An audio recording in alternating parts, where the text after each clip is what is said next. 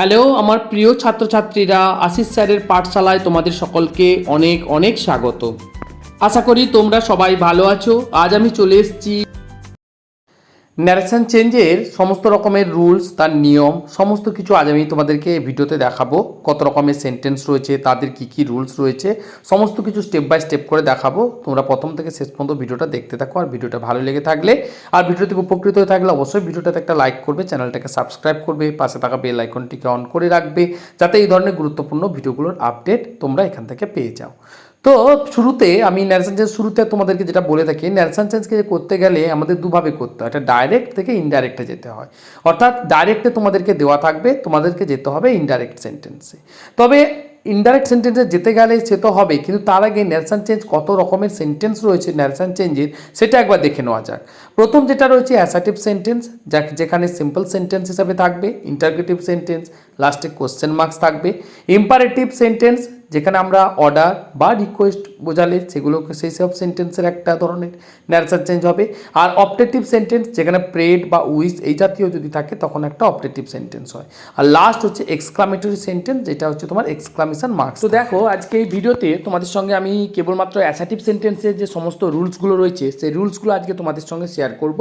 বাকিগুলো আমি পরবর্তী ভিডিওতে একটা একটা করে সেন্টেন্স দিয়ে দেবো। তার জন্য কিন্তু তোমরা অবশ্যই ভিডিওটাতে লাইক করে চ্যানেলটাকে কিন্তু অবশ্যই সাবস্ক্রাইব করে রাখবে, যাতে সমস্ত ধরনের রুলসগুলো তোমরা এখান থেকে পেয়ে যাও। তো দেখো প্রথম একটা আমি এক্সাম্পল নিয়েছি, he says comma quotation start I am always busy.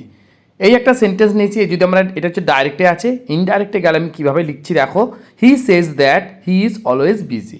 এবার আমি লিখেছি কিভাবে লিখলাম, তো রুলসটা আমি আগে তোমাদেরকে লিখিয়ে দিই, তারপর তোমাদেরকে বোঝাচ্ছি। If reporting verb is a present tense, reporting verb যদি প্রেজেন্ট টেন্সে থাকে অর ফিউচার টেন্সে থাকে, reported speech is not change. তো দেখো এখানে যেটা প্রথম যেটা রয়েছে হি সেজ, যে পোর্শনটা রয়েছে এটাকে আমরা বলবো রিপোর্টিং ভার্ব, একে আমরা সংক্ষেপে বলি আরবি। আই এম অলওয়েজ বিজি, এই পোর্শনটাকে আমরা বলবো রিপোর্টেড স্পিচ, একে আমরা সংক্ষেপে আর এসব বলে থাকি। এখানে রিপোর্টিং ভার্বটা দেখো প্রেজেন্ট টেন্সে আছে, সেজটা প্রেজেন্ট টেন্স, তাহলে এই দিকে দেখো আই এম, এমটাও প্রেজেন্ট টেন্স। তাহলে রিপোর্টিং ভার্ব যেহেতু প্রেজেন্ট টেন্সে আছে তাহলে রিপোর্টেড স্পিচের কোনো পরিবর্তন হলো না। সেকেন্ড রুল যেটা, if reporting verb is a past tense, the tense of the reported speech is changed into the corresponding past tense. তো চলো তোমাদেরকে আমি একটা এক্সাম্পল দিয়ে বোঝানোর চেষ্টা করি। He said mother works hard, এখানে সেডটা হচ্ছে রিপোর্টিং ভার্বের, সেডটা হচ্ছে পাস্ট টেন্স, রিপোর্টেড পিজের ওয়ার্কসটা হচ্ছে প্রেজেন্ট টেন্স। তাহলে একে যদি আমরা ডাইরেক্ট থেকে ইনডাইরেক্টে যাই তাহলে কিভাবে লিখবো, তাহলে he said that mother worked hard, তাহলে ওয়ার্কসটা কনভার্টেড হয়ে গেল ওয়ার্ক। তাহলে বুঝতে পারলে যে এইভাবে আমরা যদি রুলসগুলোকে স্টেপ বাই স্টেপ করে যদি মনে রাখতে পারি তাহলে কিন্তু ন্যারেশন চেঞ্জ করা কিন্তু আমাদের কাছে অনেকটাই সহজ হয়ে যাবে। কিন্তু তার জন্য কিন্তু প্রত্যেকটা রুলস তোমাদেরকে মনে রাখতে হবে। If the reporting verb and reported speech are both past tense, then the reported speech jumps over a tense, past tense is change into the past perfect and the past continuous into the past perfect continuous. যদি reporting verb past টেন্সে থাকে, reported স্পিচও past টেন্সে থাকে, তাহলে reported স্পিচের ভার্বটা convert হয়ে যাবে past পারফেক্টে। আর যদি past continuous থাকে তাহলে হয়ে যাবে পাস্ট পারফেক্ট কন্টিনিউয়াসে হয়ে যাবে।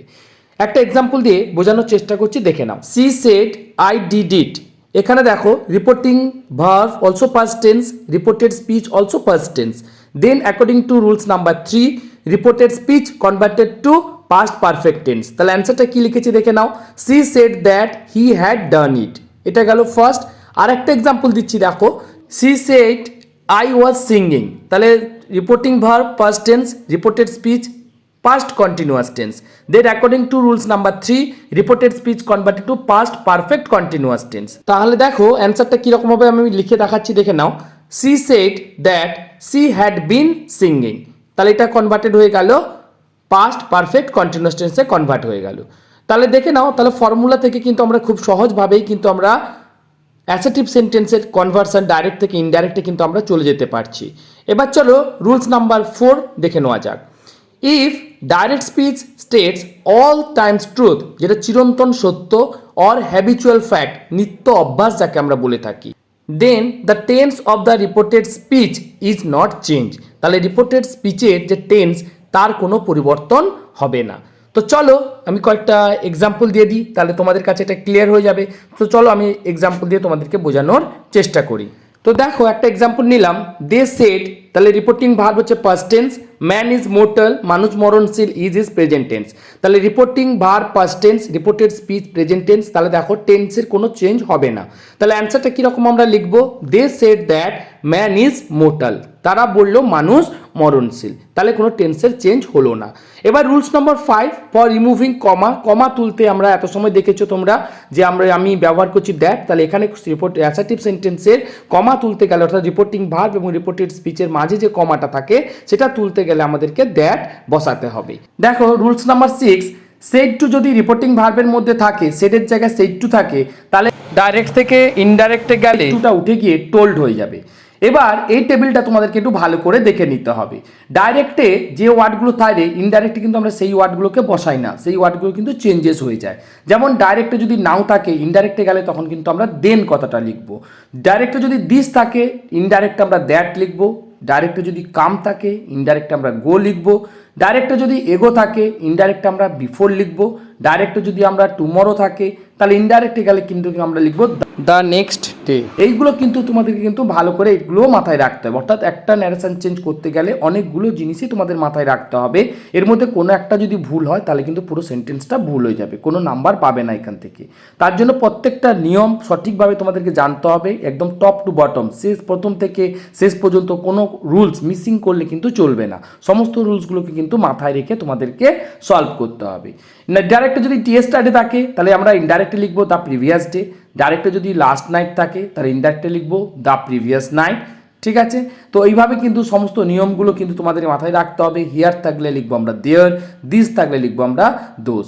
এই হচ্ছে টোটাল অ্যাসার্টিভ সেন্টেন্সের আমি যা যা রুলস রয়েছে সমস্ত কিছু লিখিয়ে দিলাম। তোমাদেরকে আমি একটা এক্সারসাইজ দিয়ে দিচ্ছি ভিডিওর শেষে, তোমরা কিন্তু সেটা নিজেরা সলভ করো। যদি সলভ করতে না পারো, কোনো অসুবিধে হয়, তাহলে তোমরা অবশ্যই কমেন্টস বক্সে জানিও যে কত নম্বরটা তোমরা পারছো না, তাহলে আমি কিন্তু অ্যান্সারটা লিখে তোমাদেরকে দিয়ে দেবো। আর তোমরা কিন্তু ক্রমাগত রুলসগুলো মুখস্থ করে এক্সারসাইজ প্র্যাকটিস করতে থাকো। প্র্যাকটিস না করলে কিন্তু কোনোভাবে সম্ভব হবে না। তো দেখো আমি একটা এক্সারসাইজ সেট নাম্বার 1 করে দিয়ে দিয়েছি, তোমরা যদি এটা কমপ্লিট করো আমি সেট নাম্বার 2 হিসাবে দিয়ে দেবো। পরবর্তী ভিডিওতে ইন্টারোগেটিভ সেন্টেন্সের রুলসগুলো আমি স্টেপ বাই স্টেপ করে তোমাদেরকে দেখিয়ে দেবো। তার জন্য কিন্তু তোমরা কিন্তু অবশ্যই প্রথম থেকে শেষ পর্যন্ত ভিডিওটা দেখে নাও। আর ভিডিওটা ভালো লাগলে অবশ্যই লাইক করো, শেয়ার করো, কমেন্টস করো, আর চ্যানেলটাকে সাবস্ক্রাইব করে রাখবে। আর আমাদের যেটা পুরনো চ্যানেল রয়েছে প্রাইভেট টিউটর, অর্থাৎ এই চ্যানেলটাও ভিজিট করতে ভুলবে না কিন্তু। এখানে আমি ব্যাংকের ফর্ম ফিল আপ, রেশন কার্ডের ফর্ম ফিল আপ, ব্যাংকের অ্যাপ্লিকেশন, বিভিন্ন ধরনের অ্যাপ্লিকেশান ভিডিও দিয়ে রাখি।